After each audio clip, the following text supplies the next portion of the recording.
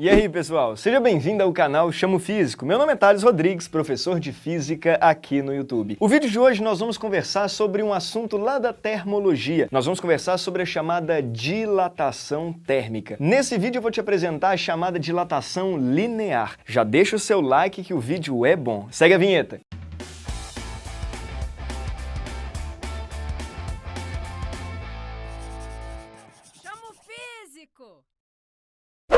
A primeira coisa que eu preciso garantir que você entenda é o que é dilatação térmica. Entenda, a dilatação térmica é um fenômeno que acontece todas as vezes que você muda a temperatura de um corpo. Você já deve saber que temperatura é uma grandeza que está associada ao grau de agitação das partículas. De tal forma, então, que se eu aumento a temperatura de um corpo, eu aumento o grau de agitação das partículas. E a verdade é, partículas mais agitadas aumentam a distância média entre elas. E quando você aumenta a distância média entre as partículas, você acaba produzindo um efeito do crescimento do corpo. Esse fenômeno a gente dá o nome de dilatação térmica. A dilatação térmica se divide em três partes: dilatação linear, superficial e volumétrica. Por que dessas três diferenças? Bom, essas três diferenças se devem à dimensão que você estuda a dilatação. Quando você está preocupado numa questão em calcular o crescimento apenas em comprimento, ou seja, uma dimensão, a gente dá o nome a essa dilatação de dilatação linear. Agora, é verdade que existem situações em que você está a fim de calcular o crescimento em área. E quando você está a fim de calcular o crescimento em área, duas dimensões, a gente chama essa dilatação de dilatação superficial. E quando você tiver a fim de estudar a dilatação completa, ou seja, em volume, em três dimensões, a gente dá o nome de dilatação volumétrica. No vídeo de hoje, nós vamos falar então apenas sobre a dilatação linear, dilatação apenas em uma dimensão. E em situações de dilatação linear, é muito comum a gente analisar barras. E é justamente isso que nós vamos analisar. Vem comigo. A situação é a seguinte: imagine que eu tenha uma barra presa a uma parede. Essa barra inicialmente tem a temperatura de 10 graus Celsius e um comprimento inicial que eu chamei de L0. E aí eu vou fazer o aquecimento da barra para 50 graus Celsius. Quando eu faço o aquecimento, eu aumento o grau de agitação e a barra cresce. O tanto que ela cresce eu chamei de ΔL, ou seja, ΔL é a dilatação linear dela. O delta aqui faz referência à variação do tamanho dela. E aí é legal que você entenda qual é o papel da parede nesse meu desenho. Repare que a parede vai impedir que a barra cresça para o lado dela. E aí eu consigo verificar toda a dilatação da barra na outra extremidade. Se não tivesse a parede, a dilatação continuaria sendo a mesma. Porém, agora eu verificaria metade dessa dilatação para um lado e metade dessa dilatação para o outro lado. E aí a pergunta que eu te faço aqui é a seguinte: quais são os fatores que influenciam na dilatação linear? Nós podemos pensar em três fatores. Vai depender do tamanho inicial da barra, vai depender do material que é feito a barra e vai depender de qual foi o aquecimento que você produziu. Veja bem, primeiro, entender que depende do aquecimento é meio óbvio, né? Se você esquenta mais, ela tende a dilatar mais. Depende do material, porque tem material que acaba crescendo com maior facilidade, tem material que não cresce tão bem assim, e depende do comprimento inicial. Isso eu sei que não é tão óbvio não, mas pensa comigo o seguinte: se uma barra é mais comprida inicialmente, você concorda comigo que ela tem mais átomos, não é isso? E se ela tem mais átomos, existem mais espaçamentos entre os átomos. E se existe mais espaçamentos e quando você esquenta, você vai aumentar esses espaçamentos? Ora, se são muitos, o efeito final acaba sendo maior. Podemos juntar essas três informações e escrever uma fórmula, portanto, para calcular a dilatação linear. Podemos escrever a dilatação da seguinte forma: ΔL é igual a L0 alfa ΔT. Então essa fórmula me permite calcular o tanto que a barra cresceu. Depende do tamanho inicial da barra. Se você coloca o tamanho inicial em metros, a dilatação sairá em metro. Se você colocar em centímetro, sai em centímetro. Depende do material. Esse material a gente chama de coeficiente de dilatação linear, representado aqui pela letra alfa. Para os íntimos, nós podemos chamá-lo de coef. É um coef de dilatação linear. Um coeficiente de dilatação linear. E depende da variação de temperatura. Quanto maior a variação de temperatura, maior tenderá a ser a dilatação. Lembrando que esse ΔT, por ser delta, não precisa ser em Kelvin, ele pode ser em Celsius, porque a variação ela é igual. Agora vamos conversar um pouco sobre esse tal coeficiente de dilatação linear. Ele é tabelado e cada material tem o seu. É óbvio que você não precisa decorá-lo, mas vou te apresentar alguns valores. Então veja bem, aqui eu tirei uma tabela com alguns valores de coeficientes. O coeficiente é dado em graus Celsius a -1. No caso do chumbo, 20 29 vezes 10 a menos 6, alumínio 23 vezes 10 a menos 6, cobre 17 vezes 10 a menos 6, ferro 12 vezes 10 a menos 6 e vrido,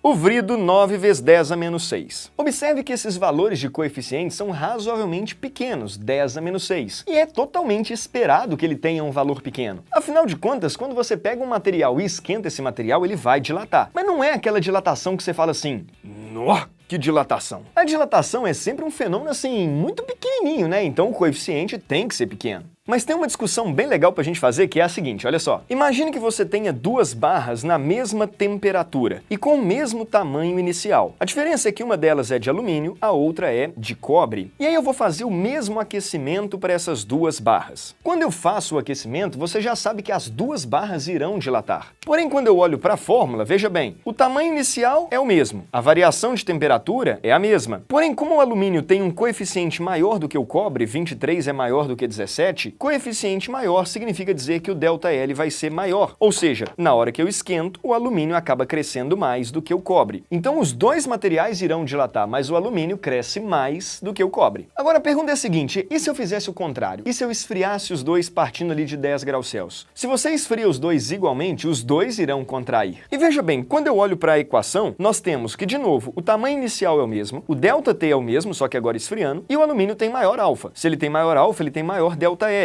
E você sabe que esse ΔL agora é de contração. Então, na hora de esfriar, todo mundo contrai, mas o alumínio contrai mais. Uma dica quentíssima, então, que eu posso te dar é a seguinte. Nas mesmas condições, ou seja, se você esquentar ou esfriar o mesmo tanto, se tiverem o mesmo tamanho inicial, aquele material que tiver maior coeficiente, ele é o cara que dilata mais quando você esquentar, assim como é o cara que contrai mais quando você esfriar. Agora, e se a gente resolvesse unir essas duas barras? Como é que ficaria isso? Imagine que você tenha, então, uma lâmina onde você tem dois materiais, de novo alumínio e cobre, só que agora um pregado no outro. Essa lâmina recebe um nome, a gente chama essa lâmina de lâmina bimetálica. E aí a questão é a seguinte, se eu fizer, por exemplo, o aquecimento desse conjunto, o que acontece? Você já percebeu que o alumínio, por ter maior coeficiente, se eu fizer o aquecimento, ele vai dilatar mais. Só que o grande lance é que uma está colada na outra. O alumínio, quando ele dilata mais do que o cobre, ele não pode deslizar pelo cobre, né, e crescer mais. Eles estão colados. E aí o que acontece? O que acontece na verdade é que o alumínio tem que crescer mais, isso é um fato. Só resta a ele então crescer para cima do cobre. E quando ele cresce para cima do cobre, ele acaba então produzindo uma flexão nessa lâmina bimetálica. A lâmina bimetálica então entorta para baixo. O alumínio que estava em cima, como vai crescer mais, ele cresce para cima do cobre. Se você não entendeu por que ele tem que entortar para baixo, vou te dar um outro argumento. Você poderia pensar que se ele entorta para baixo, olha aqui, ó, é como se aqui fosse um pedaço de um círculo, conseguiu imaginar aí? E nesse pedaço de círculo, você percebe que o círculo vermelho do alumínio é um círculo mais externo, né? E se ele é um círculo mais externo, naquele mesmo trecho, ele tem maior comprimento. É justo que ele tenha maior comprimento, afinal de contas, acabamos de ver que o alumínio vai ter que crescer mais. Agora, e se eu fizesse o resfriamento do conjunto? Se eu fizer o resfriamento, todo mundo contrai, e você já sabe que o alumínio vai contrair mais. A lógica agora é, como eles estão colados, se o alumínio que está em cima vai ter que contrair mais, ele vai puxar a barra de cobre para cima dele. Veja o efeito. Aqui então nós temos a situação de aquecimento, sei lá, 100 graus Celsius. Imagina aqui agora que nós temos a situação de resfriamento. Se eu faço o resfriamento, o alumínio vai ter que contrair mais. Ele puxa então o cobre para cima dele e a lâmina flexiona para cima. Naquela mesma lógica, você poderia pensar que isso daqui é um pedaço de um círculo. Observe agora que o círculo do alumínio ele é interno, logo ele é um círculo de menor comprimento. Justo que ele seja de menor comprimento, ele é o cara que contraiu mais. No final das contas, então, pelo amor de Deus, não fica decorando assim, vai pra cima, vai pra baixo, entorta pra cima, até porque depende quem é que tá em cima, quem é que tá embaixo, você tá esquentando, tá esfriando. Você tem que saber analisar. Você tem que saber analisar aqui. Quando você esquenta, quem dilatar mais, quem tiver maior coeficiente, cresce pra cima do outro. Quando você esfriar, quem tiver maior coeficiente, contrai mais, puxa o outro pra cima dele. Se você entendeu isso, você entendeu o funcionamento da lâmina bimetálica. E vale lembrar que quanto maior for a diferença entre os coeficientes, obviamente mais fácil é entortar a lâmina, né? Porque você vai ter um cara que está dilatando ou contraindo muito e um outro que está dilatando ou contraindo pouco. Essa diferença grande entre os coeficientes gera um efeito mais acentuado, com um pouquinho de variação de temperatura, você já consegue grandes flexões. A gente pode utilizar essa flexão da lâmina bimetálica como chave num circuito elétrico, e a partir de variações de temperatura, a flexão da lâmina bimetálica pode ser utilizada para ligar ou desligar um circuito elétrico. Antes da gente fechar esse vídeo, vou te falar de uma outra aplicação chamada junta de dilatação, muito utilizada na engenharia civil. A situação é a seguinte: imagine que você tenha, sei lá, o trilho de uma linha férrea. Nós sabemos que na composição desse trilho nós temos pedaços de barras de ferro. A pergunta é, será que essas barras podem ficar coladas, justapostas uma na outra? Bom, isso não seria muito interessante, porque o dia que o sol rachar nessa linha férrea, as barras vão querer dilatar, e se elas estão coladas, não tem espaço para dilatar. E aí o que acontece, na verdade, é que elas vão entortar de alguma maneira, né? Então isso daqui gera uma tensão entre elas que não é legal. Para evitar isso, a gente deixa uma junta de dilatação, que é um espaçozinho, uma gordurinha, para que essas barras possam crescer. Veja o desenho.